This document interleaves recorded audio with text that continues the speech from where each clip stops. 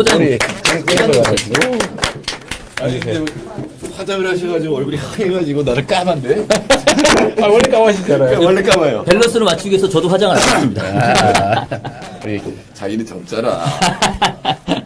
오늘 참 대단한 날입니다. 오늘 이재명 TV가 개국을 하는 날인데 저희가 욕심을 좀 부려봤어요. 그래서 무려 4개 채널에서 동시에 방송이 진행되고 있습니다. 페이스북 라이브, 유튜브, 트위터, 그리고 네. 마지막으로 아프리카 TV까지 전격으로 오늘 개국 첫 방송을 시작을 하는데 얼만큼 관심들이 있을지를 모르겠습니다. 먼저 소개를 드리겠습니다. 이재명 TV 진행을 맡은 김남준이고요. 아, 감사합니다. 그리고 이재명 후보님 모셨습니다. 네, 와. 감사합니다. 그리고 참 모시기 힘들었는데 저희가 어렵게 모셨습니다. 정태희 소장님 오셨습니다. 박수 네, 안녕하세요. 부탁드립니다. 여기 계신 분들 박수 쳐주세요. 박수 쳐주세요. 왜 박수를 안 쳐? 다시 한번 박수 부탁드리겠습니다. 좋습니다. 자, 리액션도 좀 부탁합니다. 저희가 말씀드렸듯이 4개 채널이에요. 그래서 각 채널을 보고 계시는 우리 시청자 여러분, 지지자 여러분, 유권자 여러분들에게 한 번씩 인사를 좀 드려야 될 텐데, 자, 먼저 여기 보이는 요 카메라 보이십니까? 여기가 유튜브로 시청하고 계시는 우리 시청자분들이 계십니다. 여기서 네. 손 한번 흔들어 주시죠. 네, 안녕하세요. 반갑습니다. 반갑습니다. 네, 여기 가운데 보시면 여기가 페이스북 네, 안녕하세요. 들고 네. 있습니다. 반갑습니다. 그리고 저 핸드폰 보이시죠? 네. 핸드폰이 트위터입니다. 트위터. 마이크 달린. 예. 아, 감사합니다. 반갑습니다. 트위터 친구들, 우리 나 트친들. 보이지도 않는데. 그리고 마지막으로 네. 앞에 보이시는 카메라가 아프리카 TV에서 아프리카 TV. 처음으로 오늘 방송을 시작했습니다. 아프리카 아. TV에서도 많이 도와주고 계신데 손 한번 흔들어 주시죠. 네, 감사합니다. 제가 아프리카 TV 며칠 전에 우리 행복이 데리고 갔다가 제가 고생 엄청나게 많이 했습니다. 정신없이 왔. 카메라가 많아서 어느 걸 봐야 될지 모르겠어요. 너무 어려운 거. 자연스럽게. 네. 좀 부산하지만 야심차게 한번 진행을 해보도록 하겠습니다. 지상 최대의 흑수저 방송 열악한 환경 처음부터 욕심부리 생중계 방송을 하고 있는 이재명 TV입니다. 방금 전에 민주당 첫 TV 경선 토론이 오늘 그 토론을 꼭 맛보고 즐기는 뒷담화 방송으로 진행을 해보려고 하는데 뒷담화라고. 이름도 뒷담화로 진행을 해보려고 합니다. 먼저 첫 TV 토론 어떻게 보셨는지 한번 말씀을 들어보면 좋겠는데요. 먼저 소장님 어떻게 보셨는지 한 말씀 좀 아니, 원래 부탁드릴게요. 토론은 네. 한 사람이 제일 잘 알아요. 나올 때 기분이 딱 느껴지거든요. 잘했는지 못했는지. 그럼 먼저 후보님께 질문을 드려볼까요? 아, 약 올리지 마세요. 아니 나 처음에 저 방송 마치고 오시는데 기분 좋아 보이시던데. 제가 솔직히 얘기하면요, 만족스럽지 못했어요. 네. 많이 했고, 그래서 주변에서 뭐 이런저런 조언해 주시는 거 많이 반영은 했는데, 역시, 기본적으로 우리는 논리 완결성이 되게 중요하거든요. 저는 뭔 얘기를 하면 딱 기승전결, 다 맞춰서 말하는 게 습관이 돼 있어서, 그게 워낙 기본적으로 절대 시간이 짧으니까, 그냥 핵심적인 말만 몇 개 하고 끝내버려야 되고 이러다 보니까요. 좀 불만스러웠습니다. 거기다 이제 이 공정성 때문에 굉장히 이렇게 규정이 돼 있으니까 사실은 토론하기는 굉장히 나쁜 네. 그런 시스템입니다. 그러나 어쩔 수 없습니다. 이거는 대선 때까지 계속 이 시스템에 적응을 하셔야 돼요. 적응해야죠, 뭐. 제가 보기에는 한 사람이 망했어요. 아, 누가 망했어요? 누구라고 말하긴 뭐한데 한 사람이 망했어요. 설마 제가 망한 건 아니겠죠? 진짜게 아니고 한 사람이 망했어요. 그렇군요. 한 가지씩 이 쟁점 포인트들을 좀 살펴보려고 합니다. 그래서 몇 가지 기사화도 좀 되고 있고, 그리고 네티즌들, 그리고 시청자 여러분들도 궁금하다라고 질문을 해주시는 몇 가지 포인트들이 있어서 그런 것들을 한 번씩 보면서 한번 이야기를 좀 나눠보도록 하겠습니다. 먼저 첫 번째는 기사에도 좀 많이 올라갔는데 도둑 통합 이렇게 좀 지어봤는데 이 더현정 비판하셨단 말이에요. 네. 정 후보 도둑도 국민이니까 함께 안아줘야 라고 말씀을 하셨습니다. 아마 또 더 하실 말씀이 있으실 거예요. 네. 저희가 이제 토론 시간이 워낙 안희정 지사의 도둑도 국민이다. 네. 안아줘야 된다. 이 말에 대해서 마지막에 제가 기회가 없어서 말을 못했습니다. 근데 사실은 제가 좀 갑자기 제가 하면 안 되는 행동이 나올 뻔했어요. 푸하 어떤 행동? 푸하 이래서 도 괜찮을 것 같은데. 그래서 아니 야 우리가 전혀 딴 단어를 사용하고 있는지도 모르겠다 이런 생각이 갑자기 들었어요. 저는 기본적으로 언제나 생각하는 게 이웃집하고는 잘 지내야 되는데 이웃집의 이름으로 숨어있는 도둑 그 도둑을 잡을 때는 남들이 볼 때는 야 뭐지 과격하게 잡느냐 좀 살살 잡지 그리고 반은 잡고 반은 놔두지 뭐 이런 생각하는 분들이 계신데 저는 도둑은 잡아야 된다 이런 입장이거든요. 그러니까 도둑도 국민이죠. 네, 될 국민이죠. 아, 명언이십니다. 이거 이거 배워 받아 적어야 이거 받아 적어야 돼. 받아 적어야겠네. 아니, 네. 박근혜 전 대통령도 국민이에요. 아, 잘못을 저질렀으면 처벌을 받아야 된다. 행위에는 책임이 따른다. 네, 우리가 제일 중요하게 생각해야 될 게 그런 거죠. 우리 같은 구성원인데 진정한 통합 연대 물세에 대해서 충분히 반성하고 그럼 또 우리 국민을 받아들여서 기회를 똑같이 주고 해야 되지만 특권을 줄 필요는 없죠. 그렇죠. 예, 용서라고 하는 게 책임을 지고 난 다음에 우리가 용서 책임 안 지고 이재용처럼 막 범죄 행위가지고 돈 수 벌고 감옥 갔다 오면 그냥 다 그걸 끝나면 안 되죠 원래 그죠? 삼성 일가가 74년인가 동안 여러 번 걸렸는데 한 번도 구속된 적이 없었어요. 그러니까 구속까지 된 것만 해도 어마어마한 거죠. 근데 이제 그 다음에 어디까지 갈 건지 이제 누가 대통령이 되느냐에 따라 달라질 건데. 제가 이재용 구속하라 이거를 수없이 성명 내고 막 주장했다가 제가 미친 사람 소리 많이 들었습니다. 정치하면서 그렇게 하면 안 된다. 정치를 할 때는 상대방을 포용하고 네. 뭐 예를 들면 연대하고 뭐 이렇게 해야지 어떻게 구속 얘기를 자꾸 하냐 네, 네. 정치인이 예. 정치인은 구속 얘기하면 안 된다 이런 얘기를 직접 들었거든요. 특히 우리 안희정 지사께서 그 말씀하셨어요. 구속 얘기 이런 거 하면 안 된다. 그런데 저는 정말로 중요하게 생각하는 가치가 모든 국민들은 평등하다. 법 앞에 평등하다. 이것 말고 더 중요한 가치가 있을까 싶어요. 기초적이죠. 네. 그러니까 이재용 씨 구속됐을 때 또 실제로 우리 국민들이 그런 걱정 많이 하세요. 재벌 우리나라의 굉장히 큰 비중을 차지하는 삼성 총수가 잡혀가면 삼성이 어떻게 될까? 주가 올라갔어요 그동안. 요새도 구속되다 올라가고 보면 삼성 네. 주가 올라갔어요. 전혀 뭐 관계 없습니다. 요새도 올라가고 있습니까? 예예 올라갔어요. 어디 보니까 올라가고 있다던데 제가 또 하나 이거와 관련해서 재밌는 표현을 하나 제가 오늘 물어보려고 제가 써놨거든요. 근데 못 물어봤어요. 어떤 거였죠? 요거를 제가 물어보려고 이게 제가 이번 토론하면서 메모했던 겁니다. 실제 메모였던 실제 겁니까? 네, 물어보려고 또는 뭐 중간중간 반격하려고 메모했던 건데 네. 이 중에 제가 문재인 후보한테 물어보려고 딱 준비해놨던 게 이거예요. 저번 토론회 때 삼성 이런 데가 이번에 최순실 게이트로 많이 뜯겼지 않느냐. 그 비자발적 보험금의 예로. 네네. 이 뜯겼다 이런 표현을 그때 하셔서 아니 이게 지금 이재용이 뇌물을 줘서 자기 이익을 얻기 위해서 뇌물을 줘가지고 이권을 챙긴 혐의로 구속이 됐는데 여전히 뺏겼다고 생각하십니까? 아니면 뇌물을 주고 공직 청렴성을 매수했다고 생각합니까? 물어보려고 했는데 시간이 없었어요. 혹시 다음 토론 때 물어볼 의향이 있으십니까? 이게 틀린 것 같아요. 이미 오늘 왜냐하면 좋다 이제 얘기. 지난 얘기인데다가 두 번 지난 얘기인데다가 물어보면 뒤끝으로 야 이재명 저거 끝까지 말꼬리 잡고 뒤끝 있구나 이런 얘기일까봐 못하겠어요. 살짝 가볍게 뭐 지나가면서 하셨습니다. 두 분 다 변호사잖아요. 근데 살짝 지나가면서 할 기회도 없어요. 오늘도 사실 뭐 결국은 또 노리고 있었는데 그걸 못 물어봤죠. 틈이 없어요. 부르고님이 잘 이번 사건이 일어났을 네. 때 저희들이 네네. 준조세라는 얘기 많이 했거든요. 네. 왜 준조세를 내고 그냥 세금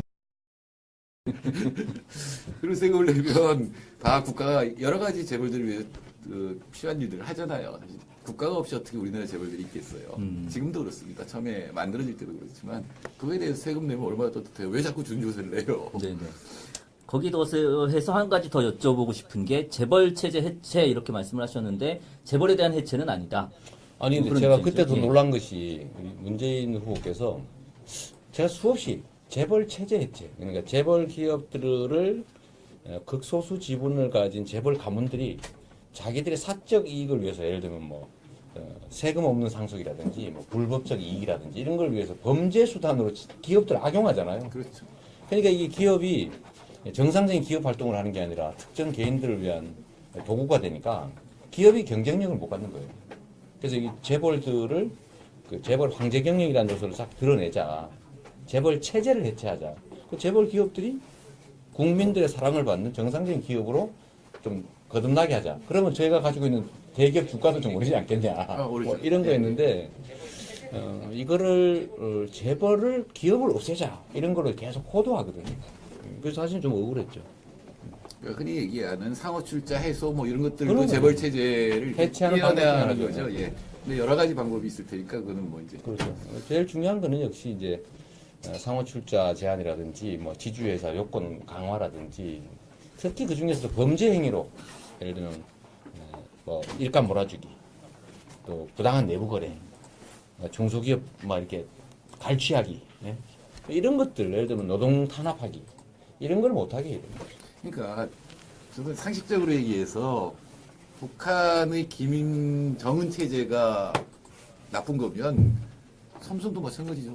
3세 상속하는 거 아니에요. 아 그렇죠. 예. 예, 3세 상속하다 보니까 별의별 무리가 다 생기는 거거든요. 그러니까 뭐 에버랜드에다가 모든 걸 몰아줬다가 그걸 또 주가를 올렸다가 전환사채 발행해서 또 싹 그러니까 돌리고, 예, 이렇게 하다 보니까 막 그 구조가 굉장히 복잡해져 버린 거거든요. 그러니까 그리고 또 걔들 돈 벌게 해주려고 일감 몰아주기 하고 뭐 이제 현대 같은 글로비스 뭐 이런 것들이 다 그런 것들 역할을 하니까 불법이 결국은 다 상속 이런 것 때문에 일어난 거거든요. 그래서 그런 것들은 당연히 왜 삼성이 이 병철 일가의 겁니까? 우리 국민 거지. 그러니까 지분이 95%는 뭐 외국인 또는 국민, 또 국민연금 여기 거잖아요. 예, 뭐 국민들 펀드가 소유하고 있는데 꼭 정말로 20분의 1도 안 되는 거 가지고 100% 지분 행사하면서 예, 경제를 망치고 있는 거죠, 사실. 재벌 기업도 망치고 그걸 통해서 경제도 망치고. 그래서 한 번은 좀 문제를 삼아야 될 것 같아요. 근데 그게 저는 대한민국 경제가 정상화되는 유일한 기회라고 생각합니다. 그 첫 단추를 통과하지 못하면 사실 다른 뭐 개혁 정책, 공정한 사회, 뭐 일자리 만들기, 중소기업 보호 다 공룡불로 같아요. 청년 일자리가 문제가 되는 것도 사실은 재벌 체제 때문이거든요. 중소기업 많잖아요. 그 중소기업 네, 중에 네. 우리나라 중소기업 중에 50%가 하청이에요. 네.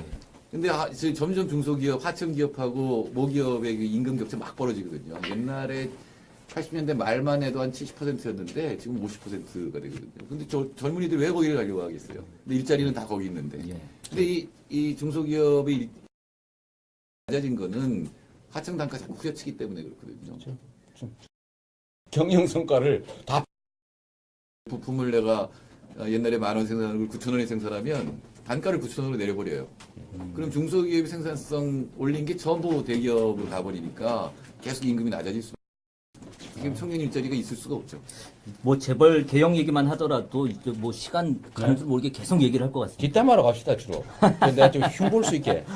제가 오늘 아쉬웠던 건 좀 네, 이런 재벌에 관한 이런 정책적인 얘기가 되기를 원했는데 할 시간이 없어요. 할 시간이 없어. 시간이 없는 게 누군가의 작전이에요. 시간을 얻기 위해서 말을 못하게. 그 누군가는 시청자 여러분들께서 판단을 해주시기 바라겠습니다. 그 무제한 토론도 이번에 제안을 하셨어요. 여기에 대해서 토론 피할 생각은 일방적으로 강요할 수는 없다 이렇게 답변을 하셨고요. 안희정 후보의 경우 문 대표가 불참을 해서 자기도 불참하는 게 좋겠다라는 게 참모진의 판단이었다 이렇게 답변을 했습니다. 저는 두 분 다 이해가 안 되는 게 아니 국민들한테 자기 자신을 보여줄 기회인데 그걸 다른 스케줄 때문에 안 했다고 하시는데 내일 그 시간에 무슨 스케줄인지 정말로 궁금해요. 네, 네. 내일 그리고 안희정 지사님은 한다고 했거든요. 그래서 원래 안 지사님하고 문 후보님 자리 비워놓고 하기로 했는데 본인도 안 하겠다고. 제가 오늘 보고 놀란 건 안 지사가 참모들 말 되게 잘 듣는 것 같아요. 그래요? 참모들이 스케줄을 잡았기 때문에 못 가고 네네. 자기 기사도 자기가 안 읽었대잖아요. 참모들이 읽어서 자기한테 보고했다잖아요. 그래서 이분은 진짜 참모들 얘기 정말 잘 듣는구나. 우리 이재명 시장님은 참모 얘기 좀 듣나요? 듣는 편이죠. 근데 필요한 걸 좀 다 듣는 편이고. 그 부분에 대한 뒷담화는 저희들끼리 나중에 또 하도록 하겠습니다. 뭐또 이거. 아니면 뒷담화 여기서 해주셔야지. 이걸 나중에. 솔직히 얘기해봐요. 저희들 얘기를 잘 들어주고 계십니다. 이거 사실이 아니고. 사실이 아니고. 이 부분만 또 캡처를 해서 참모가 후보를 디스하는 캠프입니다. 농담이었고. 네. 또 법인세 얘기 한번 할까 진짜. 이것도 아까 제가 다 얘기 나온 김에 요 뒷담화에 써놔서 네네네. 이것도 물어보려고 이렇게 표시해놨는데 최고세율하고 저거를 결국은 또 보이십니까? 물어보긴 했는데 문 후보님께서 대답을 또 안 하셨어요. 제가 오늘 마음 먹고 아동수당, 기초연금 10만 원 인상 이런 공약을 문 후보께서 했기 때문에 진짜 거기에 공약을 본인이 하셨는지 했다면 내용을 알고 있는지 이걸 여쭤보려고 예. 기습적으로 네. 그 얼마 드는지 아십니까? 이렇게 물어봤거든요. 아, 네네. 저는 알고 있었죠. 한 10조 듭니다. 여기. 그거만 10조가 드는데 역시 대답을 안 하시는 걸로. 시간이 부족해서 안 하시는 모양으로 안 하시더라고요. 그리고 또 하나 물어보고 싶었던 게 10조 원씩이나 들어가는 이런 공약 한 개만 해도 냈는데 세금을 올려야 되지 않냐 그러면 현재 세금으로 안 될 테니까 그러면 그거를 올릴 때 왜 전에 얘기하실 때 보면 법인 세율 올리는 건 마지막에 하겠다. 근데 왜 마지막이냐? 세금을 올리면 누군가가 이제 부담을 안게 되는데 왜 재벌 대기업들이 돈을 너무 많이 사내 요구해가지고 지금 경제가 침체되고 있는데 거기만 왜 맨 마지막이냐? 왜 맨 마지막이냐? 왜 맨 마지막이냐? 이렇게 몇 번 물어봤는데 역시 대답을 못 듣고 말았습니다. 전략이었을까요? 저는 뭐 답변 기술로 마음 먹고 오신 것 같아요. 어려운 복잡한 문제를 얘기하면 딴 얘기로 계속 해버린다. 시간을 핑계로 다시 못 물어볼 테니까. 토론할 때 그런 전략들도 많이 쓰나? 그럼 다 코치합니다. 아, 그렇습니까? 저도 방송을 했기 때문에 그런 예, 거 예. 저 대선 후보자들 그런 거 합니다. 사실 저도 배웠어요. 곤란한 거 물어보면 딴 얘기해라. 근데 문 후보 경우는 그거보다는 이제 이 대통령이 따놓은 당상인데 가볍게 보이면 안 되겠다. 특히 재벌을 공격하면 보수 언론들이 일제히 공격할 거 아니에요. 그리고 이제 과격 이미지 이래 가지고 다 된 밥에 코 빠뜨린다 이런 생각을 많이 하고 계시는 것 같아요. 네. 근데 그렇게 하면 대통령이 된다면 굉장히 위험합니다. 경제 나쁘거든요. 지금 2.5% 아마 더 나빠질 텐데. 그럼 그 다음에 제일 중요한 건 기업들이 투자해야 하는 거잖아요. 그렇습니다. 그럼 대기업들한테 매달리게 된다고요. 그게 결국은 지금 이 사태까지 잖아요. 네, 네. 노무현 정부 때도 제가 모신 대통령이지만 참여정부 때도 권력은 시장에 넘어갔다고 이렇게 선언을 하고 이렇게 시작되면서 여러 가지 꼬이기 시작했거든요. 자, 투자하기 싫으면 투자 못하면은 국가가 그걸 세금으로 걷어서 국가가 투자를 해주면 되는 거거든요. 인프라 투자하면 예, 예. 되죠. 네. 그게 원래 정부의 기본 역할이죠. 그렇죠. 정부 할 일이 그거죠. 경제 관계자들이 많은데 그중에 쭉 여러 사람이 있는데 그중에서 특정 소수가 이 흘러야 될 돈을 너무 많이 집에다 쌓아놓으면 이제 흐름이 멈추잖아요. 그게 경기 침체죠. 네. 그럴 때 자체적으로 투자를 해가지고 선순환이 안 되면 정부가 개입을 하는 거죠. 이제 너 너무 많이 쌓았으니까 이제 그만 쌓고 네네. 돌게 만들자가 하는 게 그게 세금이고 그거를 국민들한테 쓸 수 있는 돈으로 만들어주는 게 그게 복지고 예. 그래서 재분배 정책이죠. 그리고 좀 더 근본적으로는 이 시장 안에서 중소기업을 보호해가지고 대기업들이 중소기업 못 뺏어가게 하고 또 노동자들의 몫을 좀 늘리고 노동자들의 힘을 키워서 노동소득 분배, 즉 노동자들이 갖는 목, 임금을 올리고 이렇게 하면 이제 선순환이 되지 않습니까? 이게 바로 정부의 역할인데 지금 반대로 하고 있죠.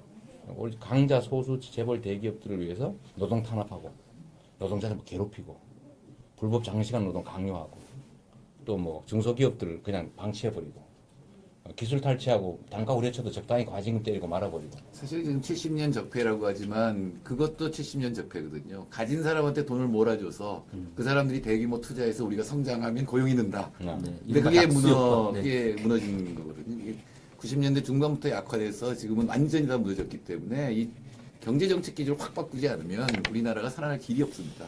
근데 그 부분을 자꾸 옛날처럼 되겠지. 내가 잘 꼬시면 재벌들이 잘 투자도 좀 해주고 조중동도 우리 편 좀 들어주겠지. 이거는 정말 말이 안 되는 얘기고 70년. 네네. 그러니까 이게 그 노동자들을 보호하고 노동권을 강화해서 노동자의 몫을 늘리고 가계 소득을 예, 예. 늘리고 그다음에 이제 과도한 사내 유보금을 쌓는 이 대기업 법인들의 증세를 해가지고 복지를 확대해서 구매력을 늘려야 경제가 산다. 이거는 우리가 만든 게 아니고 그죠?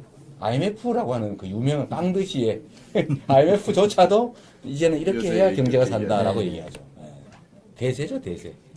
근데 이재명 후보님의 경제 가정교수는 누굽니까? 굉장히 유능한 분이 계신 것 같아요. 저는 뭐 우리 전문 전담 교수님들도 뭐 여러 분 계시지만 사실은 제가 투자를 합니다. 투자를 하고 경제 공부도 많이 하고 사람 먹고 사는 문제는 독학. 저 원래 전문이 또 독학이니까. 탄탄합니다. 기초 예. 지식이 탄탄합니다. 지금 페이스북, 트위터, 그리고 유튜브, 그리고 아프리카 TV까지 생방송으로 진행이 되고 있습니다. 뭐 댓글들도 여러 가지 댓글들이 올라오고 댓글들 한번 있는데 읽어봐 주죠. 여기가 아프리카 TV에서 아. 지금 댓글들이 올라오고 있는 겁니다. 시장님 어디서 방송하시는 거임? 시청에서? 하고 아닙니다. 여긴 천국이야님이 올려주셨는데 천국이아님 여기는 이재명 대선 후보의 선거 캠프입니다. 여의도에 있습니다. 네, 뭐 질문 좀 받아달라는 의견들도 있는데 네, 질문 올려주시면 네, 궁금증 지금부터- 나왔어요. 재명아 성남 일 안 하냐? 성남 일 오늘 아침에도 하고 왔습니다. 제가 업무 보고 또 결제 뭐 이거 다 합니다. 이재명님 제 롤 모델입니다도 있네요. 조건도 있네요. 그죠? 대통령 하고 싶은 모양이네요. 샌드랑 태몽이 뭔가요? 태몽을 태몽, 알려주세요. 저 태몽 우리 어머니가 꾸셨는데 돼지였대요. 돼지요. 네. 그건 돈인데. 저 돈 있잖아요. 노동자들보다 많지. 네, 이재명 시장님 모모 씨는 감옥에 가는 건가요? 하고 올려주셨네요. 박근혜 전 대통령 씨 말하는 거겠죠? 당연히 감옥 가야죠. 저는 박근혜 대통령, 전 대통령, 전두환, 또 특히 이명박, 국민의 돈을 갖다가 막 강바닥에 처박은 그건 반드시 감옥을 보내는 게 꿈이고 가능하면 같은 감옥을 보내는 생각이에요. 제가 대통령이 돼서. 아마 제가 대통령이 안 되면 둘 다 감옥 안 갈 겁니다. 안 갈 가능성이 많아요. 내가 볼 때는. 제가 사면 복권 안 해주기 공동선언하자 이거 발표했더니 네, 대답을 안 하던데. 그렇죠. 네. 아무도 대답. 지금 그런 얘기 할 때 아니다 이랬습니다. 네, 지금 지나갔는데 댓글 중에 이재명님 잘생겼어요도 있었어요. 아, 그거 좀 쑥스럽습니다. 토끼와 달림, 갑 한자로 갑 해주셨고요. 좀 더 이야기를 주제를 좀 네. 다른 주제를 계속해서 좀 이야기를 나눠보고 댓글도 또 소개를 해드리도록 하겠습니다. 이거 보고 있으면 방송 못하겠다. 네. 그 사드 이야기를 공통 질문으로 나와서 답변을 하셨는데 네. 그 어느 기사 제목을 보니까 중국의 사드 보복에 대해서 문 후보님은 중단 촉구, 또 안 후보님은 균형 외교, 그리고 이재명 후보님은 사드 철회 이렇게 이야기를 했다라고 얘기했습니다. 좀 들어보면 중국에 대해서는 좀 단호한 입장들을 다른 후보님들도 보이시는데 미국의 모호성을 견지해서일까요? 아무도 말씀들을 잘 안 하시더라고요. 요것도 오늘 좀 뒷담화를 한번. 제가 사실 제가 좀 답답했는데 네. 이제 어느 기사에 이제 문 후보께서 미국 우방 국가라도 노할 수 있어야 된다라고 해서 여기 훌륭한 말씀이다 이렇게 생각. 왜 감히 미국에 노한다고 말하느냐라고 이 종북무리가 시작된 거예요. 그래서 뭐 옛날 새누리당에서 나온 그 두 당이 막 공격을 하길래 제가 이거 신종 종북무리다. 대한민국이라고 하는 데가 자주 독립국가인데 아니 우방 국가가 대한민국 국익에 반하는 요구를 하면 당연히 노해야지. 노할 수 있다가 아니라 노해야 된다라고 말해야 되지만 그래서 노할 수 있다고 한 것도 큰 발전이더라고요. 그래서 제가 종북무리 하지 마라 라고 제가 지지성명 겸 그 종북무리 반대 지원 입장을 냈는데 갑자기 나 그런 말 한 일 없다 이렇게 부인을 한 거예요. 그래서 제가 갑자기 이상한 사람 돼버렸어요. 네네. 그래서 오늘 한번 제가 여쭤봤죠. 써야 되고 노해야 된다. 입장이 뭡니까 했더니 그것도 이상하게 책에는 그렇게 썼고 인터뷰에는 그렇게 말하지 않았는데 뭐 이러면서 막 그래서 네네. 역시 저는 최종적으로는 답을 못 듣고 말았습니다. 네, 뭐 보신 분은 아니 어떠셨어요? 예, 사실 지금 중국이 보복하는 거의 원인은 사드를 배치한 거잖아요. 그래서 사드는 그렇죠. 예. 기술적으로 우리나라를 보호하는 무기가 아니거든요. 네네. 근데 중국 입장에서는 그들의 표현으로 핵심 이익을 건드린다고 얘기할 수 있거든요. 뭐 환하게 다 보는 건 아니지만 여하튼 네. 중국이 미국을 공격하는 힘은 굉장히 약화돼요. 네. 그러니까 이제 중국도 이제 최신 무기를 개발하고 이제 보복을 하는 거죠. 한국에서 처리하라고. 근데 사실 그 사드가 결정된 과정은 아무도 몰라요. 그때 기억해 보면 외교부 장관은 쇼핑하고 있었잖아요. 근데 원래 저기 NSC라는 데서 그런 거 결정하거든요. 근데 핵심적인 참가해야 될 장관은 쇼핑하고 있었고 국방부 장관 얘기를 하는 거 보면 이게 무슨 무기인지를 몰라요. 네. 도대체 누가 결정한 거냐? 누가 한 걸까요?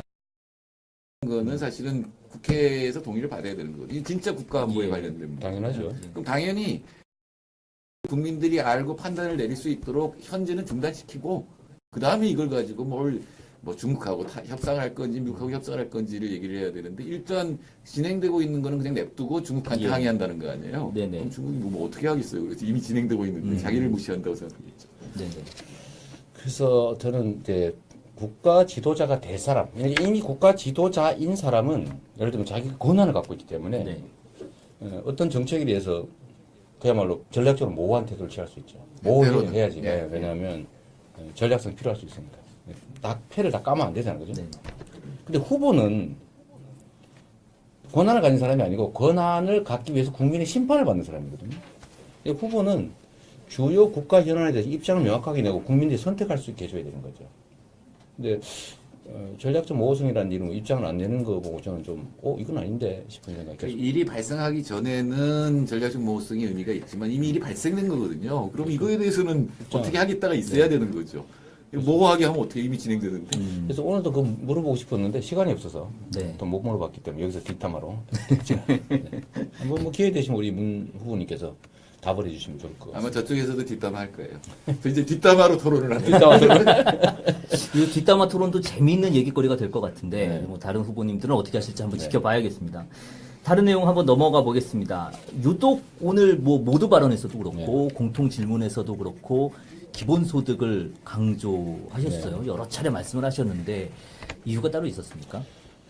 보통은 이제 다른 후보들이 그렇게 각오를 하고 있었답니다. 저번 오마이뉴스 토론보다 더 세게 물고 듣지 않을까. 제가 그런 좀 뉘앙스를 주기도 했죠. 했는데 근데 역시 제 보니까 이미 국민들이 알만한 거 다 아시는 거죠. 제가 얘기하지 않아도 다 알고 그것보다는 제가 가진 정책, 핵심적인 정책들을 좀 설명하는 게 좋겠다 네. 생각이 들었어요. 저는 기본소득이 그야말로 경제를 회생시키는 주요한 수단. 그 중에서도 그 지역 간 불균형, 또 지방소외, 그야말로 수도권으로 돈 다 몰리고 지방인 돈이 없고 이 문제를 해결할 수 있는 정말 중요한 저는 방법이라고 생각하거든요. 제가 어느 언론사가 저한테 그러던데 자기들이 기본소득을 소위 비판하려고 그랬대요.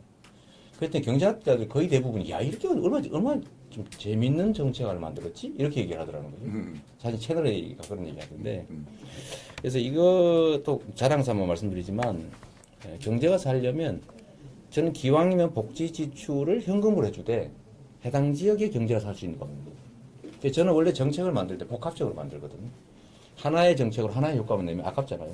네. 하나의 정책으로 여러 개의 효과를 동시에 내면 그냥 그 효과가 몇 배가 되는 거니까. 그래서 기본소득을 이제 의제로 좀 알려드리고 싶었어요. 제가 얘기를 하면 상대방이 그걸 답하기 위해서 또 기본소득을 얘기 안 할 수가 없을 테고. 또 다행히 또 우리 문재인 후보께서 저를 이제 비판하는 입장에서 재원을 어떻게 만들래? 예. 이렇게 물어봐줘서 저는 너무 고마웠죠, 사실 오늘은. 이제 재원 얘기할 때 좀 시간이 부족하기는 했었는데요.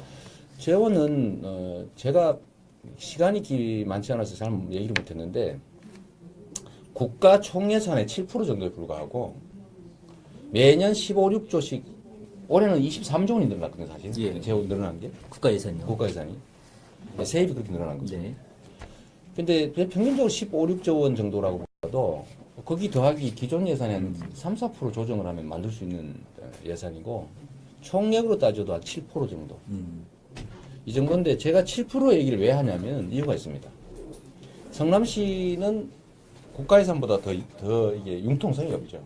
정해진 게 다 있어요. 네. 그거를 제가 쥐어 짜가지고 하다못해 가로등 보수 예산까지 쥐어 짜니까 뭐 몇십억이 나오더라고요. 네, 그런 것들 쥐어 짜서 모아서 결국 7% 정도의 예산을 확보한 다음에 그걸로 계속 매년 빚을 갚았단 말이에요. 1200억 정도. 예, 예.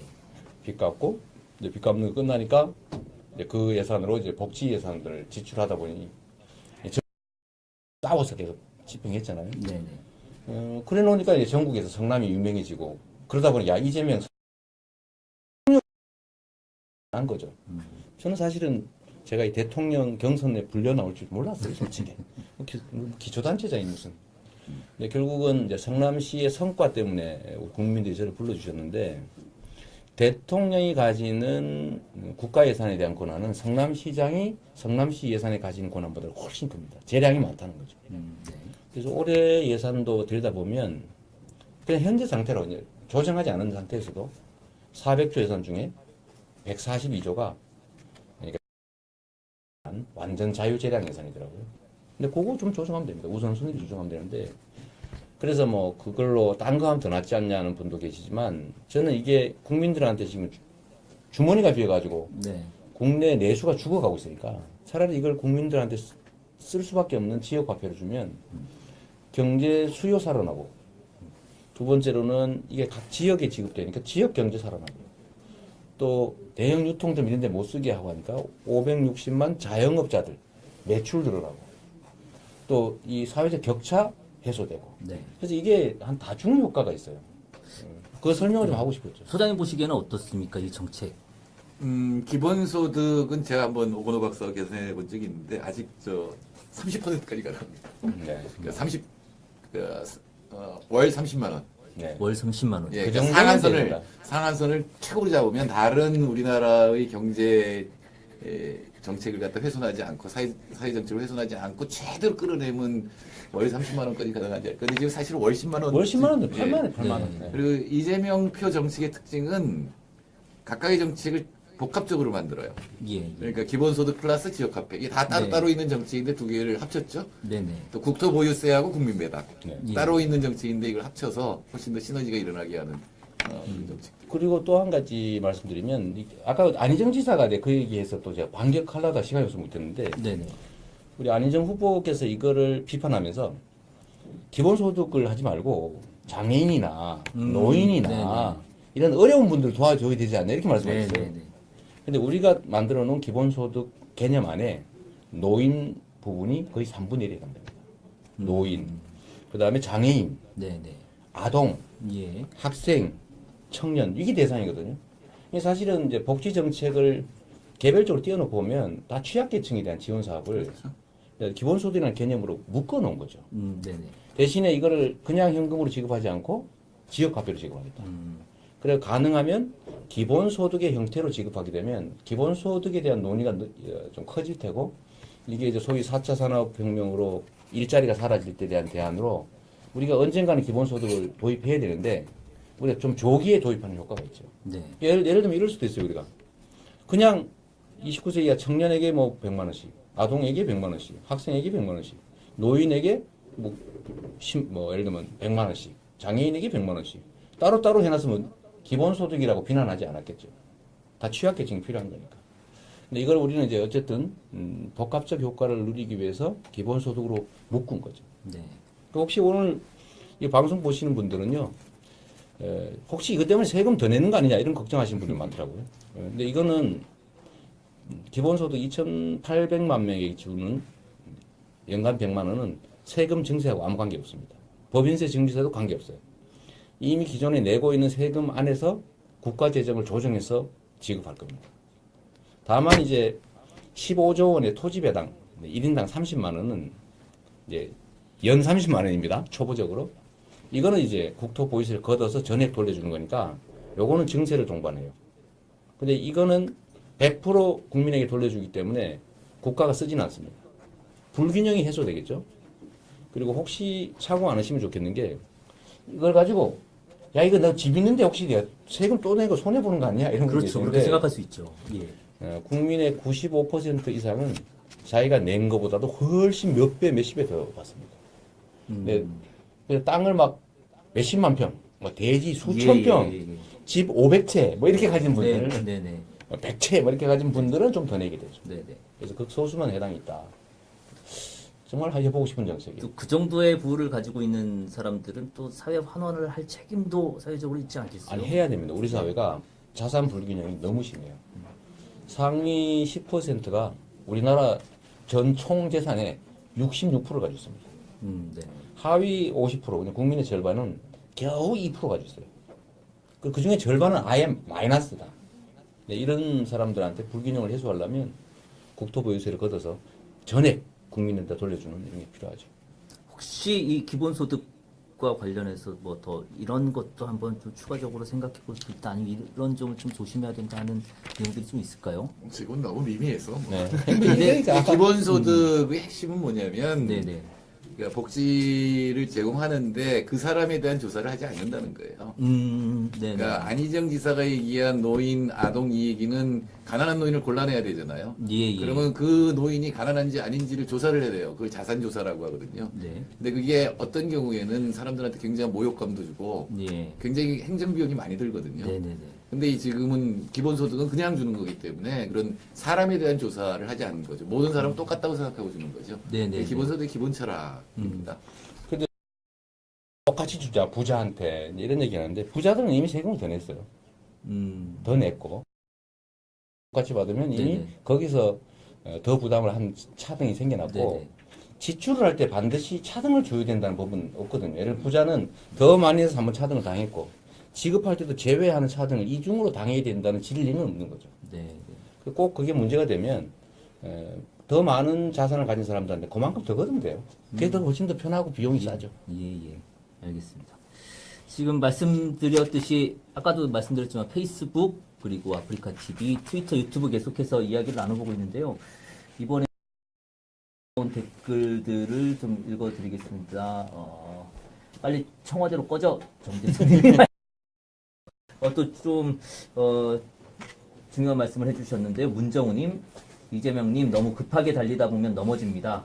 차분히 해주세요. 국민은 기다립니다. 이렇게 댓글을 달아주셨습니다. 좋은 말씀입니다. 좋은 말씀 같은데요. 네. 그러니까 좀 차차기 노래라 뭐 그런 얘기. 그럴 수도 있고 진심을 담아서 그럼요. 네, 국민과 저는- 함께 가자 이런 의미일 수도 있고요. 저는 뭐 최선을 언제나 다할 뿐이죠. 국민들과 함께. 사실은 우리 소장님도 아시겠지만 이 대한민국 역사의 기초단체장이 이 대선 후보로 불려 나와서 이 정도 10% 야권의 뭐 2, 3위 그렇게 하는 게 쉽지 않죠. 네. 이것 자체만도 저 개인적으로 엄청난 성공인데 저는 가능하면 제가 후보가 돼서 제가 꿈꾸고 있는 공정한 세상 뭐 그런 세상 한번 만들어 보고 싶고 혹여 안 된다 할지라도요 이 과정 자체가 의미가 있습니다. 왜냐하면 이런 논의들을 통해서 우리가 얘기하는 주장들이 누군가의 정책으로 반영될 수밖에 없죠. 네. 그리고 우리는 어차피 하나의 팀이고 그래서 이기는데 최선을 다할 테고요. 그렇다고 해서 막 남들 망가뜨려가면서 뭘 할 생각은 없어요.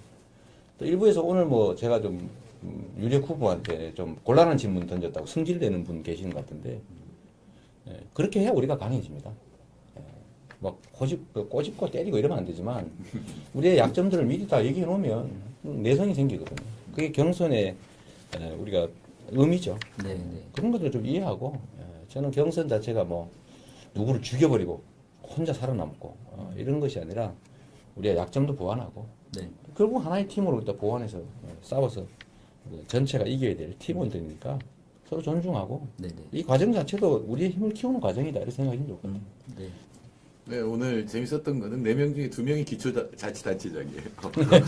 맞습니다. 한 분은 불려 잘 모르겠지만 그래서 제가 지난 목요일 날 지방정부협의회라는 게 있어요. 예. 기본적으로 기초단체장들이 이제 사회적 경제 때문에 모이는 모임인데 여러분 희망을 가지시라고 여러분 모두가 다 대통령 후보가 될 수 있다.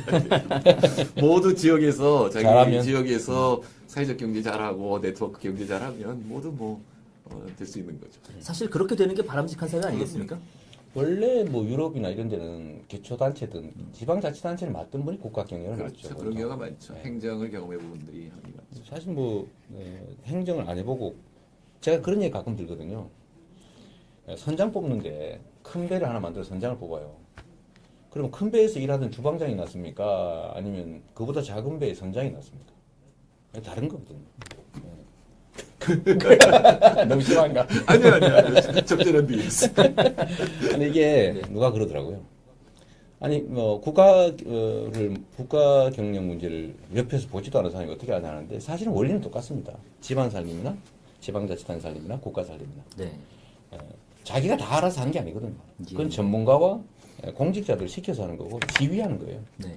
원칙과 가치를 뚜렷하게 하고 우리가 갈 방향을 정확하게 제시하고 외풍에 흔들리지 않도록 지켜주고 그러면 공직자들이 일을 하죠. 전문가들이 또 판단하고 네. 우리는 그중에 큰 방향을 정하는 거죠. 휘둘리지 않고. 그래서 안정감 얘기를 자꾸 해서 저보고 안정감이 없다는 얘기를 해서 제가 자꾸 그 얘기를 하는 게 진짜 안정감은요. 최종적인 결정권자, 소위 국가 지도자 본인의 철학과 가치와 그 다음에 단단하면서 나오죠. 이 박근혜가 자기 생각이나 뚜렷하게 뭔가 철학이 있었으면 이렇게 되지는 않았을 겁니다. 근데 그 안정감이라고 하는 거를 옆에 사람 얼마나 많이 모았느냐.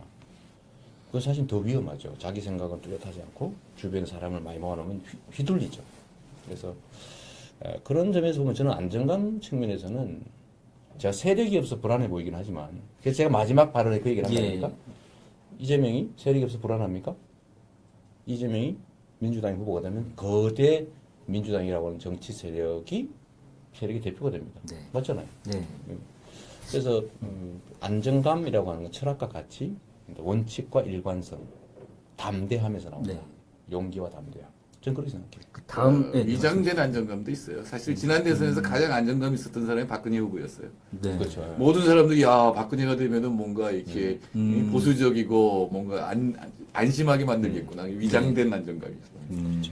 이번에도 그런 것들을 굉장히 주의해야 되겠죠. 그럼요. 네. 중요한 거는 안정감은 일관성에서 나옵니다. 그러니까 제가 노무현 대통령 비서관이었지만 노무현 대통령이 후반기에 가서 굉장히 실패를 한 거는 초기 정책하고 후기 정책이 확 달라졌어요. 초기에는 부동산 잡는다 그러다가 나중에는 뭐 짜장면 얘기하면서 부동산 원가 공개 풀어버리면서 부동산 가격이 치솟았다든가 처음에는 규제를 얘기하다가 나중에는 뭐 한미협회 같은 거를 한다든가 이런 식으로 굉장히 흔들려 버렸기 때문에 그래서 성과도 나지 못하는 거고 그럼 못 믿게 되는 거거든요. 예. 그래서 일관된 원칙, 정책의 일관성 이런 거는 5년 굉장히 짧거든요. 예. 5년 동안도 일관되지 못하면 그게 정책이라고 말할 수가 없어요. 정책은 보통 10년 이상 해야 되는데. 그래서 사실 일관성이 안정감이 확실한 기준입니다. 이렇게 겉으로 보기에 뭐 안정돼 보인다든가 보수적이라는 거가 안정된 게 아니라 네네. 일관성이 가장 중요한 기준이라고 저는 굉장히 중요한 포인트 같습니다. 그 지금 얘기를 하면서 다음 키워드가 사실 지금 얘기한 것과 비슷합니다. 이 섀도우 캐비넷 얘기를 좀 해보려고 하는데 비슷하죠. 네, 당에서 인수위를 준비를 해야 된다. 그리고 당의 섀도우 캐비넷을 활용을 하자. 뭐 이런 취지의 말씀을 하셨습니다. 네.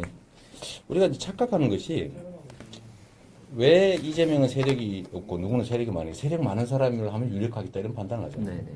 우리가 대통령 후보 본선이면 그 말이 맞아요. 본선이면 후보 주변에 뭐 있어야 되죠. 근데 우리는 민주당이라고 하는 거대한 정치 세력을 대표할, 네. 그걸 지휘할 후보를 뽑는 거거든요. 이 거대한 정치 세력 밖에 세력을 엄청 만들어가지고 나중에 후보가 되면 이게 두 개가 결합이 안 됩니다. 결합이. 그러면 오히려 갈등이 생기죠. 그리고 당은 들러리가 되고 소위 정당 정치의 본질에서 벗어나죠. 민주당이라고 하는 거대 정치 세력을 대표할 사람을 뽑는데 왜 세력 많은 사람 뽑습니까? 그 거대 정치 세력을 대표하기에 적절한 능력과 자질과 원칙과 가치와 그다음에 실적을 그야말로 실력, 네. 실적을 가진 사람을 뽑으면 되는 거죠. 그럼 그 세력은 그냥 자동적으로 민주당이 탁 채워주는 거예요. 그래서 이런 걸 보면 그래서 제가 그 주장을 또 우리 문 후보님한테 한 거죠.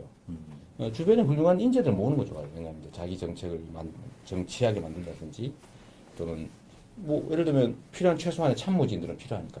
근데 지금 막 너무 많아가지고 네네. 아예 섀도우 캐비넷을 그냥 자기 캠프에서 만드는 걸로 지금 가고 있잖아요. 그럼 당은 뭐예요? 섀도우 캐비넷 다 해버리면 당에 있는 입장 다른 계파 또는 예를 들어 하다못해 야권 연합 정권 만들 때 다른 정당에서의 요구 이런 거 어떻게 할 거예요?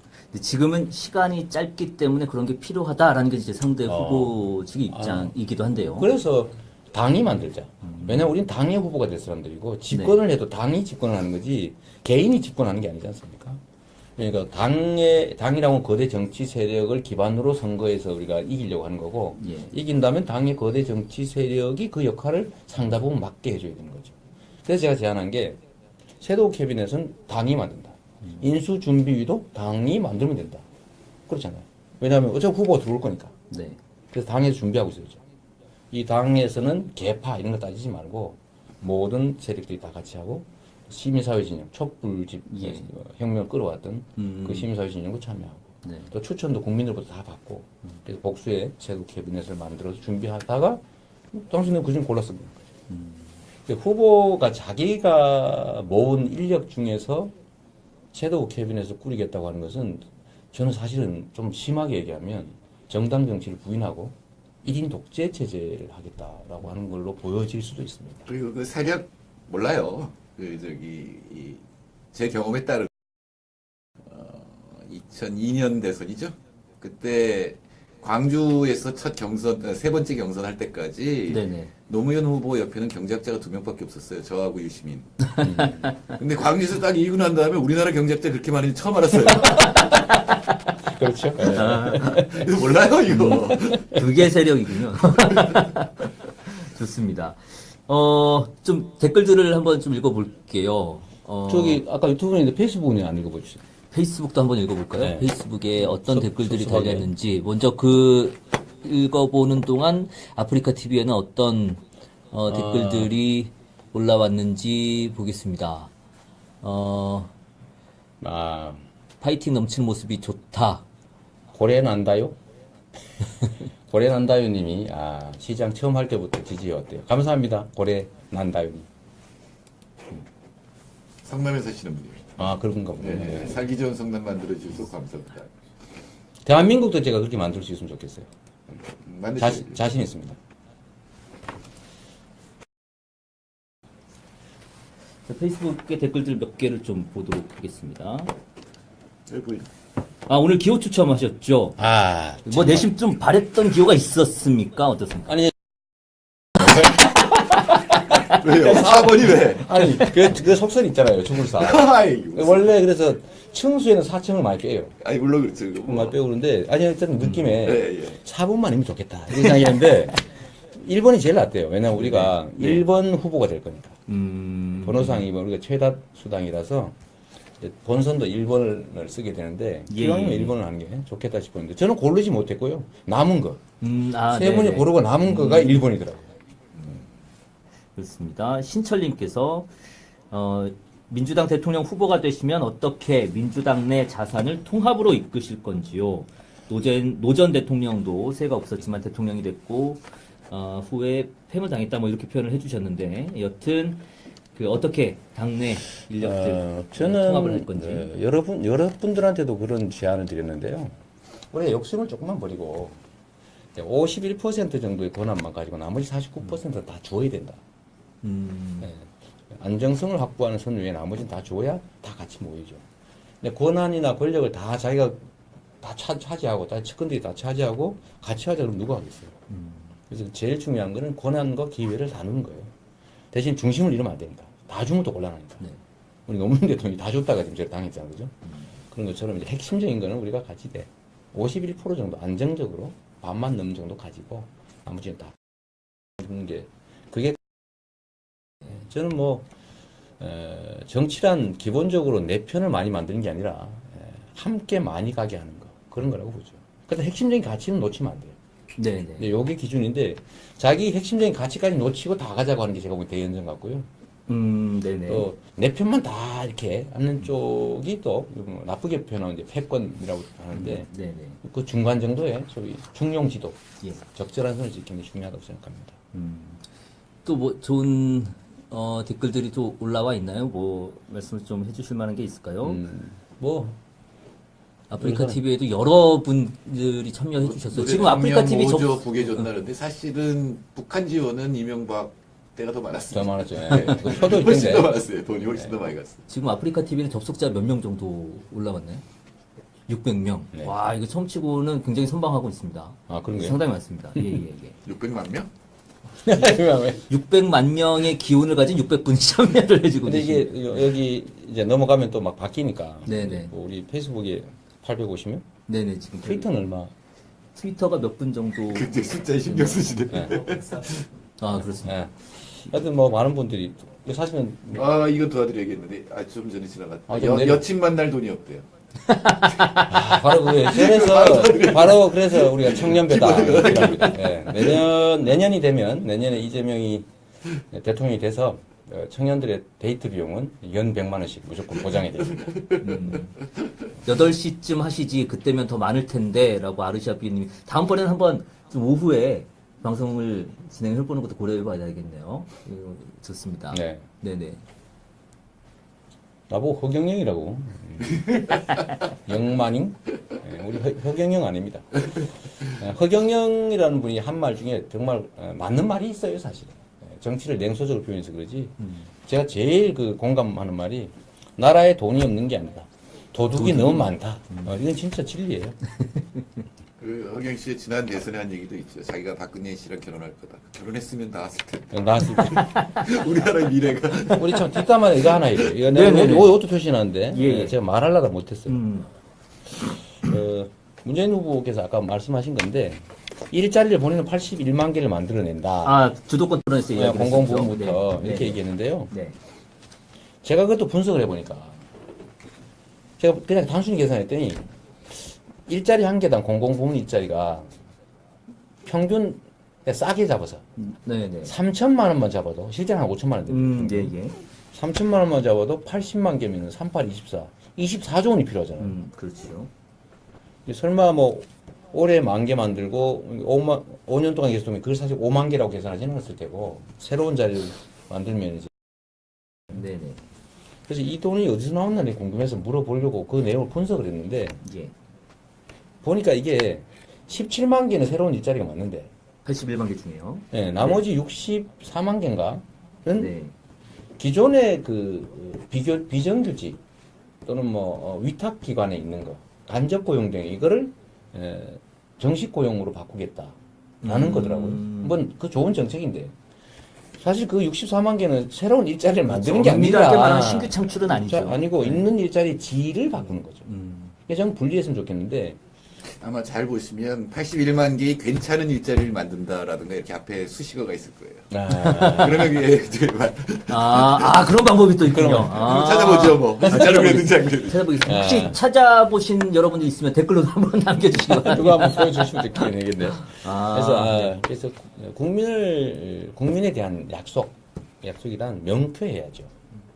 그래서 이거 81만 개 일자리는 국민들 들을 때 당연히 81만 개 생기는가 보다 라고 생각하죠. 근데 이 중에 64만 개는 사실은 이미 있는 일자리의 질을 개선하는 정도였다면 일자리 창출이라고 보기는 어렵죠. 일자리 개선책. 그럼 81만 개가 생기겠다 이런 기대는 안 하죠. 네. 근데 81만 개라고 하니까 81만 개가 생기면 실업자가 100만 명인데 80%는 해결되네? 네. 이렇게 보는 사람이 있죠. 그래서 오늘도 사실 이거를 좀 정책 발표할 때 분명하게 해주시면 좋겠다. 오해가 발생하니까. 하려고 했는데 결국은 못했어요. 그때 뒷담화로 한번 얘기합니다. 이제 거의 마무리를 해야 할 시간이 다 됐습니다. 혹시 또 더 뒷담화 하실 거라든지 아니면 오늘 방송 토론 보시면서 소감 어떠셨는지 한 말씀씩 듣고 좀 마무리를 해보면 좋겠는데요. 그래도 우리 페이스북 친구분들 그럴까요? 얘기를 한번 네네. 이게 좀 댓글 보는 난이 없어졌나요? 이게 혹시 봐주실 수 있는 분 계세요? 댓글 어떻게? 제가 몇 개를 좀 말씀드리겠습니다. 혜은이님 저녁 준비에 댓글 쓸 시간이 없어요. 완전 안타까움. 이렇게 여기 있어요. 써주시네요. 이경목님이 농어민 정책 공약 뭐 있냐 이렇게 물어보네요. 국민분들한테 제가 가장 획기적인 정책을 만들어냈죠. 농업 보조금 지급 수준이 전 세계에서 대한민국이 제일 낮습니다. 낮아요. 160만 원 정도 네. 되죠. 저기 미국, 캐나다 이런 데는 막 1,600, 700만 원. 일본만 해도 한 7, 800만 원 이렇게 됩니다. 근데 우리는 160만 원 씁니다. 그래서 저희가 농민 가족들 전원에게 농어민 수당으로, 농어민 배당으로 100만 원씩 드리려고 하는 거죠. 네. 자, 농어민들에게 기본소득을 지급하기로 한 이유는 아주 단순해요. 우리가 시장을 확대하기 위해서 대기업들 도움되게 하기 위해서 우리 국내 농어민 시장들이 개방이 됐잖아요. 네. 거기 시장 개방에 따른 피해를 전혀 사실은 보완을 안 해줬죠. 그래서 억울할 수도 있고 또 농업이 우리 전략산업이기 때문에 보호해야 됩니다. 그래서 그 보호를 위해서 지원을 좀 하자. 그래서 이 기본소득 대상으로 넣고 농어민들의 경우는 거의 이제 예외 없이 네. 다 기본소득을 받게 되기 때문에 가정에 혹시 장애인 한 명이라도 있다면 100만 원이 추가되겠지만 그냥 가구원 곱하기 100만 원씩은 무조건 받게 되죠. 농어민들은. 네네. 그래서 오히려 지방에 있는 계신 분이 많이 덕을 보일 테고요. 저희가 농민 정책으로는 이 농산물 최저가 보장제를 시행하려고 합니다. 그건 이미 저희가 한번 발표했던 것 같아요. 왜냐하면 농업은 전략산업이니까. 그 외에 저희는 GMO 철저히 규제하고 예. 그래야 국내 유기농들이 좀 살아남을 수 있을 것 같습니다. 그래서 트럼프가 한미 FTA 폐지하자 그러면 폐지하면 되죠. 이거는 좀 큰 얘기니까. 근데 저는 이건 제 의견인데, 농민 기본소득을 저는 생태소득이라고 바꾸는 게 좋을 것 같아요. 그러니까 농민이 피해를 받기 때문에 거기다 보상하는 게 아니라 농민들이 사실은 우리 자연을 지켜주고 있거든요. 아, 네. 그렇죠. 우리들한테 해준 거에 대해서 당연히 우리가 이제 보답을 하는 거죠. 네. 그래서 아마 농민들이 농업에서 농촌에서 지키는 어떤 생태 영향을 갖다 평가를 해서 그거를 드리는 게 옳다고 생각하거든요. 여기 이민욱 님이 집단소송 징벌 손해배상 반드시 해주세요. 답변 주세요. 자꾸 써놨는데요. 우리가 이 소비자청을 한번 만들자는 지금 정책안을 만들고 있어요. 소비자청. 지금 소비자보호원이라고 있긴 한데 이게 지금 민간기구 비슷해서 권한도 없고 그러지 않습니까? 그래서 소비자청을 두고 지금 이제 생산자, 기업 말고 이 국민들이 소비자들이 받아야 됩니다. 그리고 뭐 예를 들면 옥시 사건도 그렇고 뭐 자동차 이 급발진 사고 뭐 등도 그렇고 좌우간에 이 기업들이 고의적으로 불량 제품을 만들어서 국민들의 생명 안전을 침해하면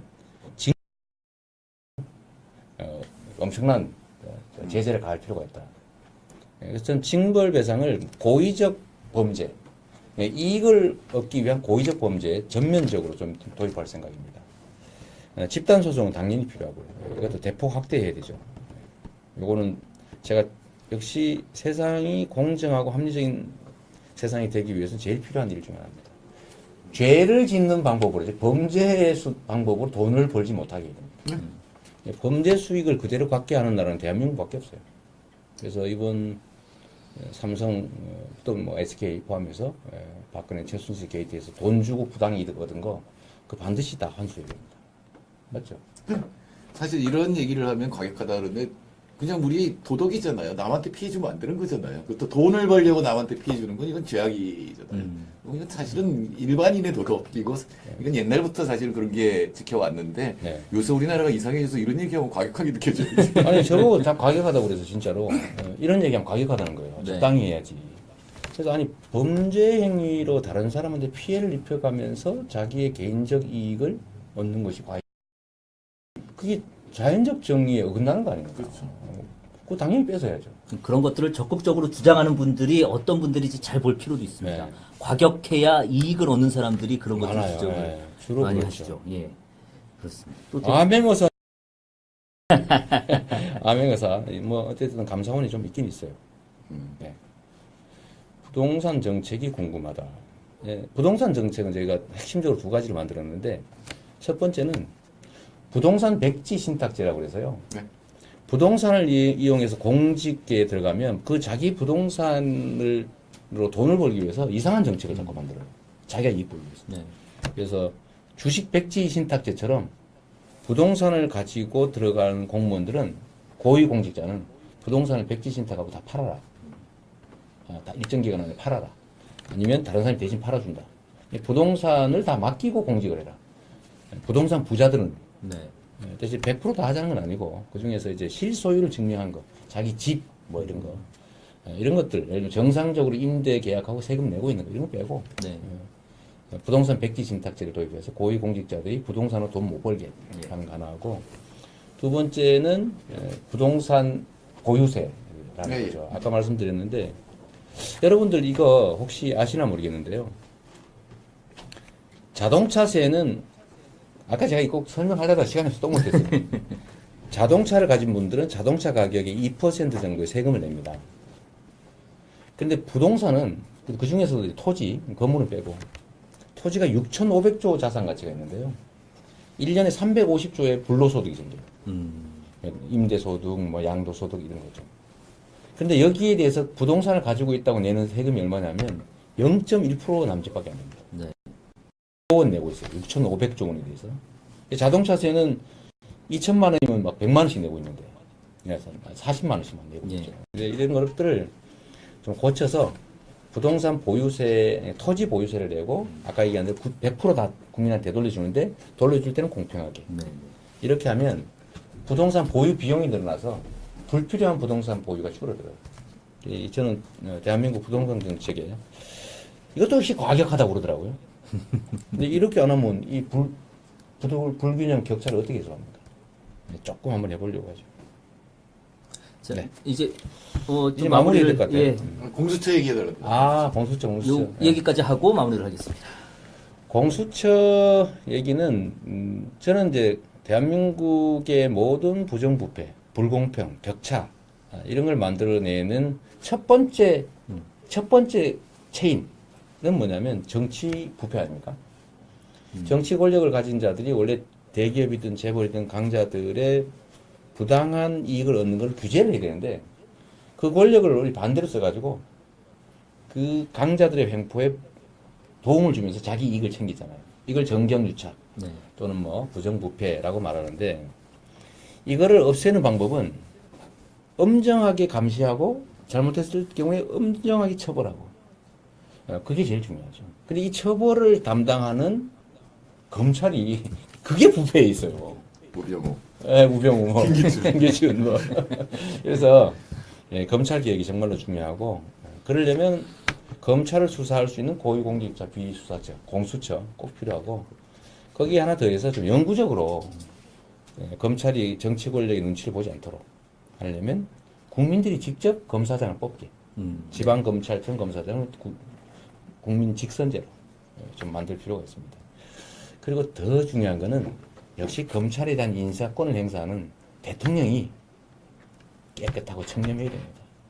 그거 외에는 방법이 없죠. 네. 자기가 부패하면 어떻게 다른 사람의 불법을 감시할 수 있겠어요? 그렇죠. 그게 핵심이라고 생각됩니다. 아까 저 양반이 사드 왜 숨기냐 뭐 이런 얘기 있는데 뭘 숨겨? 내가 이제 사드 배치 이유를 숨긴다 그거죠. 그 얘기 잠깐만 하면 사드는 대한민국 안보에 도움이 안 됩니다.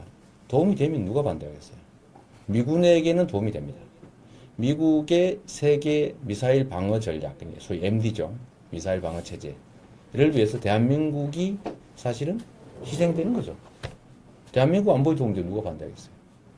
그래서 사드는 경제적으로 큰 손실을 불러오고 그리고 대한민국 안보를 위하는 게 아니라 오히려 안보를 해쳐요. 왜냐하면 사드 배치를 하니까 중국이 화가 나가지고 북한에 대한 미사일 핵 개발 저지를 위한 국제 공조에서 자꾸 뒷걸음질을 치고 있습니다. 북한이 안보상 이익을 보고 있어요. 그리고 이제는 남북 간 전쟁, 군사 충돌만 우리 걱정하는데 실제로는 이제는 앞으로 미국과 중국 간의 군사 충돌이 어디서 남태평양에서 발생했다 이러면 중국이 바로 한국의 사드 배치 지역을 미사일로 공격하게 됩니다. 이게 심각하죠. 오늘 일본도 이 빌미로에서 중국이 이제 또 군사를 강화하면 빌미로에서 자기들도 또 군사력을 강화하면 서로 군사력을 강화하게 되면 네. 동아시아가 상대적으로 이 군사 지출 안에서 경제 성장률이 높은 점이 있었는데 이제 앞으로 군사 지출, 군사 경쟁을 하게 되거든요. 예. 그래서 사드가 여러 가지를 불러오는 겁니다. 동아시아의 평화를 위한다면 사드는 반대를 해야 되겠죠. 마지막 뒷담화. 마지막 네, 뒷담화. 좋습니다. 네. 마지막 뒷담화. 제가 오늘 물어보려다 보면 기회를 막 누리고 있었는데 못 물어보겠어요. 네, 굉장히 안타까운 게 많으셨던 아, 거예요. 시간이 없으니까. 제일 중요한 거 하나 물어보려고 했거든요. 왜 사법시험 없애려고 그러냐. 네. 행정고시 없애려고 그러냐. 또, 외무고시 살짝 없어졌는데, 부활할 생각 없느냐. 이거 한번 물어보고 싶었죠. 공정한 기회, 그러니까 소위 이제 우수 인재 발탁을 위한 과거제도, 과거로 치면 그 과거제도가 제대로 정비된 시대는 흥했죠. 근데 과거제도가 없어지고 인재 등용이 좀 다른 방식으로 되는 시대는 되게 흥하지 못했어요. 그래서 우리나라도 좀 계층 이동의 기회도 좀 주고 젊은이들한테 꿈도 좀 주고 하는 측면에서 보면 저는 로스쿨을 없애자는 거 아니고 로스쿨 놔두고 네. 아주 극히 일부에 해당되는 사법시험을 좀 지식해서 좀 경쟁하게 하는 게 중요하겠고 행정고시나 외무고시 이런 것도 저는 꼭 필요하다고 생각합니다. 그래야 젊은이들한테 기회가 주어지죠. 네. 그리고 인재가 사실 발탁될 가능성이 생기는 거죠. 자, 여기 질문 하나 있었는데 저도 동의하는 질문 하나 있습니다. 아. 재명이 형 첫사랑 썰 좀. 그 첫사랑 얘기. 자, 사실 저 이미 다 해버렸는데요. 자, 사실 뭐 어릴 때 공장 다닐 때 좋아하던 일방적인 짝사랑은 있었죠. 예, 그런 거. 그거는 뭐 첫사랑이라고 하기 어렵고, 제가 대학 들어가서 사귄 사람이 있었는데 보험회사 다니는 직원이었어요. 직원이었는데 정말로 제가 깊이 빠져가지고 일방적으로 체했거든요. 한 1년 말이냐면 고시 공부하러 제가 저기 구례 함사를 이제 가기로 하고 머리를 밀었는데 원래 이제 절에 고시 공부하러 가면 밀고 원래 눈썹 밀어요. 내가 책상에 올라 눈썹 밀고 머리 밀고 근데 저는 눈썹은 안 밀고 머리만 밀었는데 그걸 보더니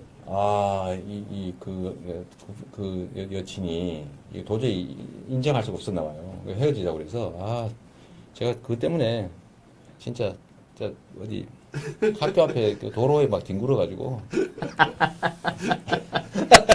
여기까지만. 더 하면 안 되겠습니다. 네네네.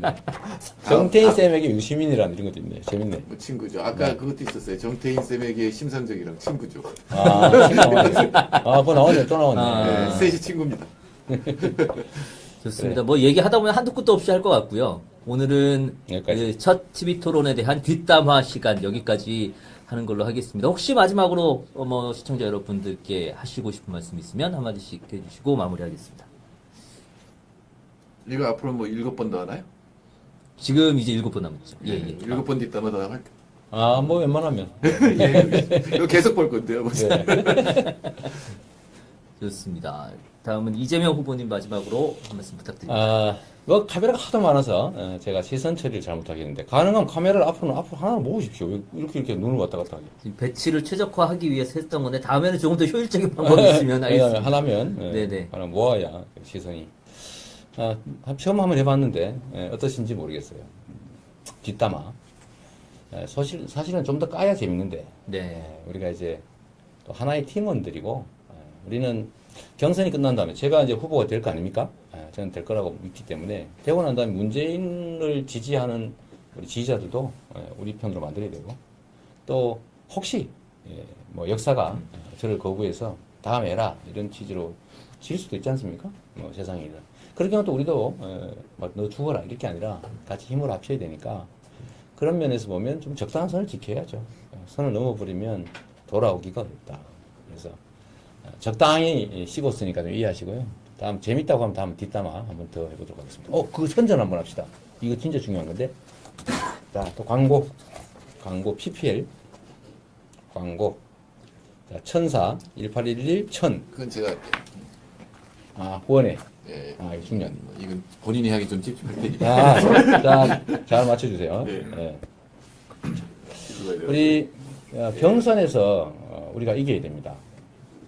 한 표가 정말로 중요합니다. 여러분 생각해 보십시오. 일부에서 우리가 여론조사에서 3등이니까 30%대하고 10%대하고 하면 지겠지 이렇게 생각하는 분들이 계세요. 그런데 그거는 여론조사를 보입니다. 여론조사는 5천만 명을 대상으로 그냥 물어보는데 95%는 대답을 하지 않아요. 귀찮아. 그중에 한 5% 정도가 마지못해서 대답을 하는 정도로 하죠. 그냥 물어보니까 대답할 뿐이죠. 그런데 이번 경선은 예를 들면 선거인단이 200만 명 넘겼다. 그럼 실제 투표는 보통 한 60% 합니다. 그럼 6, 22, 한 120, 30만 명이 투표하죠. 그 중에 60만 명이면 이기는 거예요. 60만 명. 자, 한번 생각해 보십시오. 150만 명이 투표한다고 치더라도 인구의 3%에 불과해요. 우리 직장에 예를 들면 100명이 있다. 그럼 그 중에 3명이 겨우 투표하는 거예요. 그 3명은 어떤 사람들이냐면 보통 사람들이 아닌 사람들인 거죠. 3명밖에 안 한다는 거죠. 그러니까 우리가 진짜 투표할 사람들을 모으면 이 대한민국 운명을 바꿀 수 있습니다. 이미 정권 교체는 대세고 사실은 결정났어요. 국민들이 대통령을 탄핵할 정도에 왔고 또 새로운 정부 만든다. 이건 이미 결정한 겁니다. 그럼 지금부터는 어떤 정권 교체냐가 중요하죠. 어떤 정권 교체. 더 나은 정권 교체 해야죠. 진짜로 권력 담당자를 바꾸고 그냥 단순히 권력 담당 세력만 바꿔가지고 우리의 삶이 세상이 바뀌지 않는다면 무슨 의미가 있습니까? 그래서 오늘 제가 마지막 토론 마무리 발언으로 그 얘기를 드린 거죠. 이미 정권 교체는 결정돼 있다. 이재명에게 세력이 없다고 걱정하지 마라. 이재명이 후보가 되면 민주당이 이재명의 세력이 된다. 그리고 이재명을 선택하면 이재명이 꿈꾸는, 즉 여러분이 꿈꾸는 진짜 공정한 사회가 옵니다. 조금 시끄럽긴 하겠죠. 예를 들면 적폐 세력을 청산하는데 저들이 저항할 거고, 또는 재벌 기득권자들의 그 기득권을 제한하려고 그러면 반항할 테고, 그러면 우리가 국민들과 손을 잡고 그 반항, 저항을 넘어서 희망과 꿈이 가능한 공정한 사회로 가야 되지 않습니까? 좀 시끄럽긴 하겠지만 그 시끄러움을 피할 이유는 없는 거죠.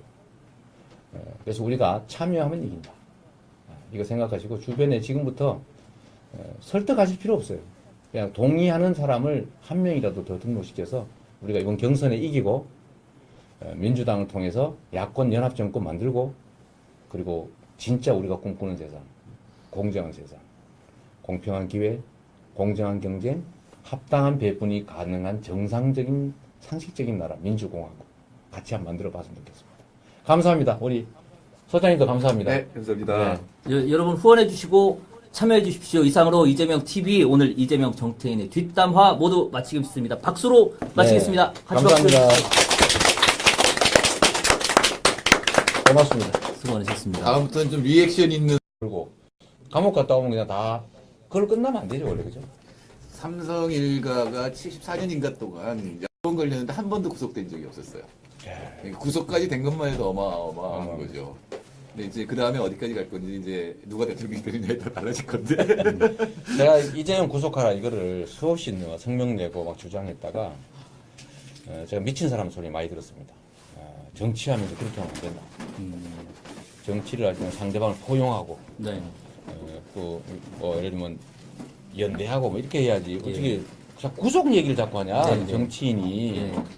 정치인은 구속 얘기하면 안 된다 이런 얘기를 직접 들었거든요. 특히 우리 안희정 지사께서 그 말씀하셨어요. 구속 얘기 이런 거 하면 안 된다.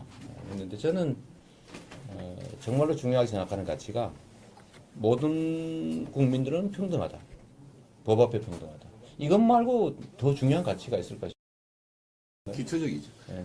그러니까 이재용 씨 구속됐을 때 또 실제로 우리 국민들이 그런 걱정 많이 하세요. 재벌 우리나라의 굉장히 큰 비중을 차지하는 삼성 총수가 잡혀가면 삼성이 어떻게 될까? 주가 올라갔어요 그동안. 요새도 구속되자면 올라가고, 삼성 네. 주가 올라갔어요. 전혀 뭐 관계 없습니다. 요새도 올라가고 있습니까? 예, 올라갔어요. 어디 보니까 올라가고 있다던데. 제가 또 하나 이거와 관련해서 재밌는 표현을 하나 제가 오늘 물어보려고 제가 써놨거든요. 근데 못 물어봤어요. 어떤 거였죠? 요거를 제가 물어보려고 이게 제가 이번 토론하면서 메모했던 겁니다. 실제 메모였던 실제 겁니까? 네, 물어보려고 또는 뭐 중간중간 반격하려고 메모했던 건데 네. 이 중에 제가 문재인 후보한테 물어보려고 딱 준비해놨던 게 이거예요. 저번 토론회 때 삼성 이런 데가 이번에 최순실 게이트로 많이 뜯겼지 않느냐. 그 비자발적 보험금의 예로. 네네.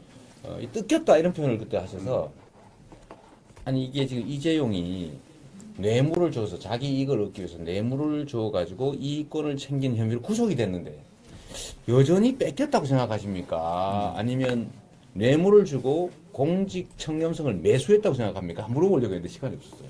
혹시 다음 토론 때 물어볼 의향이 있으십니까? 이게 틀린 것 같아요. 이미 오늘 왜냐하면 다 이제 얘기. 지난 얘기인데다가 두 번 지난 얘기인데다가 물어보면 뒤끝으로 야 이재명 저 끝까지 말꼬리 잡고 뒤끝 있구나 이런 얘기 들까봐 못하겠어요. 살짝 가볍게 뭐 지나가면서 하셨습니다. 두 분 다 변호사잖아요. 근데 살짝 지나가면서 할 기회도 없어요. 오늘도 사실 뭐 결국은 또 노리고 있었는데 그걸 못 물어봤죠. 틈이 없어요. 부르고님이 잘 이번 사건이 일어났을 때 자기들이 네네. 준조세라는 얘기 많이 했거든요. 네. 왜 준조세를 내고 그냥 세금 그리고 세금을 내면 다 국가가 여러 가지 재벌들을 위해 필요한 일들을 하잖아요. 사실 국가가 없이 어떻게 우리나라 재벌들이 있겠어요. 지금도 그렇습니다. 처음에 만들어질 때도 그렇지만 그거에 대해서 세금 내면 얼마나 떳떳해요. 왜 자꾸 준조세를 내요? 네네. 거기 더해서 한 가지 더 여쭤보고 싶은 게 재벌 체제 해체 이렇게 말씀을 하셨는데 재벌에 대한 해체는 아니다.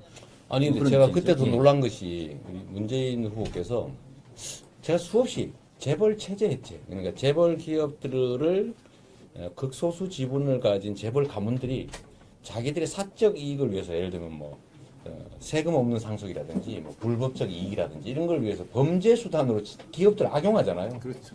그러니까 이게 기업이 정상적인 기업 활동을 하는 게 아니라 특정 개인들을 위한 도구가 되니까 기업이 경쟁력을 못 갖는 거예요. 그래서 이 재벌들을 그 재벌 황제 경영이라는 요소를 싹 드러내자. 재벌 체제를 해체하자.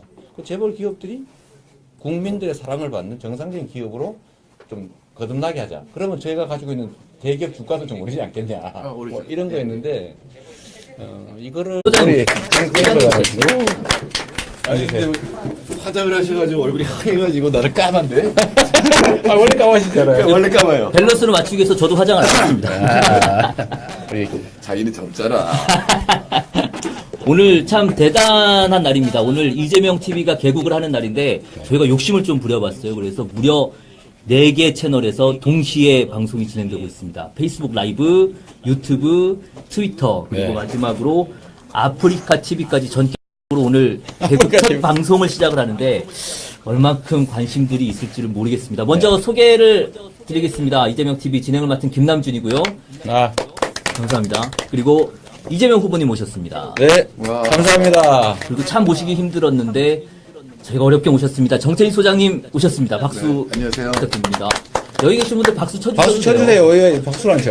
다시 한번 박수 부탁드리겠습니다. 좋습니다. 자, 리액션도 좀 부탁합니다.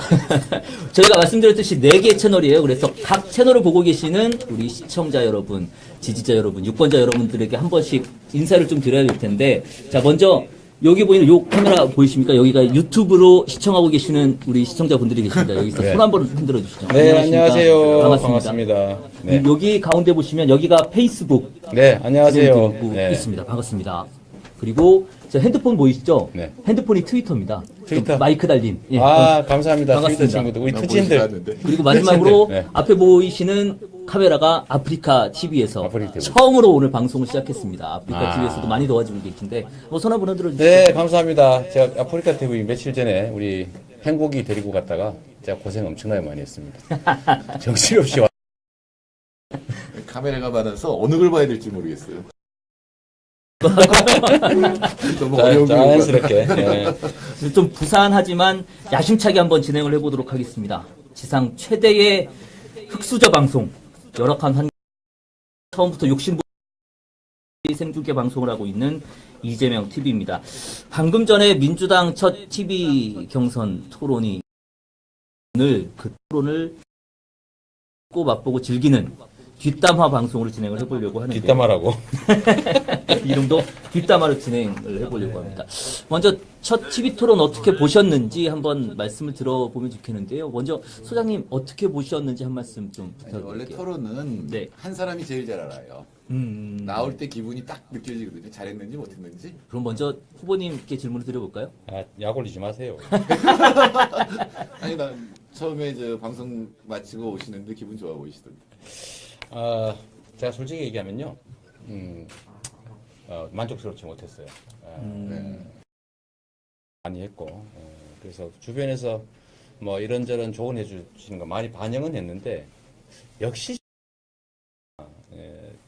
기본적으로 우리는 논리 완결성이 되게 중요하거든요. 저는 뭔 얘기를 하면 딱 기승전결, 다 맞춰서 말하는 게 습관이 돼 있어서, 그게 워낙 기본적으로 절대 시간이 짧으니까, 그냥 핵심적인 말만 몇 개 하고 끝내버려야 되고 이러다 보니까요. 좀 불만스러웠습니다. 거기다 이제 이 공정성 때문에 굉장히 이렇게 규정이 돼 있으니까 사실은 토론하기는 굉장히 나쁜 네. 그런 시스템입니다. 그러나 어쩔 수 없습니다. 이거는 대선 때까지 계속 이 시스템에 적응을 하셔야 돼요. 적응해야죠, 뭐.